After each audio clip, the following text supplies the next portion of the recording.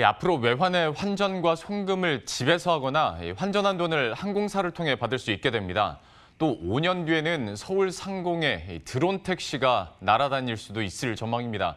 정부는 혁신성장 전략회의를 열고 이런 규제 혁신 방안들을 의결했는데요. 자세한 내용은 취재기자 연결해서 알아보도록 하겠습니다.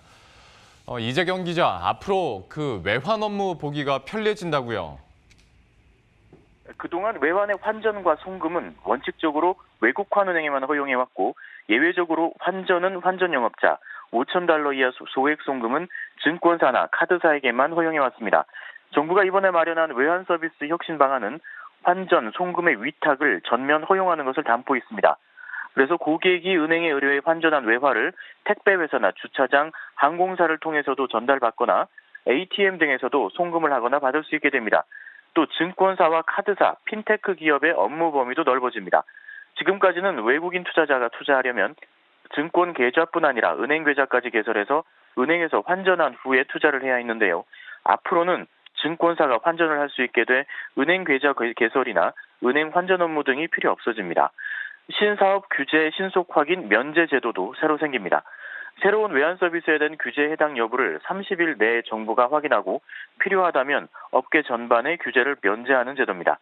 정부는 이번 방안의 신속한 시행을 위해서 유권 해석 사항은 즉시 적용하고 시행령이나 규정 개정 과제는 9월까지 마무리한다는 방침입니다. 예. 그런데 흥미로운 건 드론 택배까지는 어느 정도 감이 오는데 드론 택시 그것도 5년 뒤면 얼마 남지 않은 건데 이게 가능할지 어떤 그림을 그리고 있는 겁니까?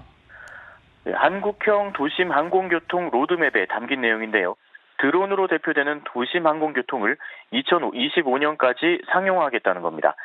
예를 들어서 인천공항에서 여의도로 드론 택시를 이용하면 초기에는 약 11만 원 정도로 헬리콥터보다는 싸고 모범 택시보다는 비싼 수준이겠지만 앞으로 자율비행까지 가능해지면 일반 택시비 수준까지도 낮아질 것으로 정부는 보고 있습니다.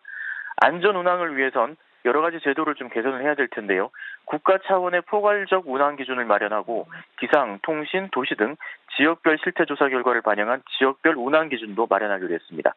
전자적인 비행계획 제출과 승인, 비행체 통신센터 관제자 간 비행 상황의 모니터링과 공유 서비스도 제공할 예정입니다. 기체를 유지보수하고 정비하는 것을 말하는 MRO와 조종사의 자격도 기준을 구체화할 계획입니다. 1인승 시제기는 2023년까지는 개발하고 그 이후에 중장거리 기체나 다인승 기체들도 개발하기로 했습니다. 핵심 기술은 배터리 기술인데요. 고출력, 고에너지 밀도 배터리 셀과 배터리 패키징 기술, 고속 충전 기술, 배터리 관리 시스템도 2023년까지는 개발할 계획입니다. 2024년 이후엔 초기 서비스를 산림, 소방, 경찰처럼 헬기 운용이 많은 곳부터 제공하기로 했습니다.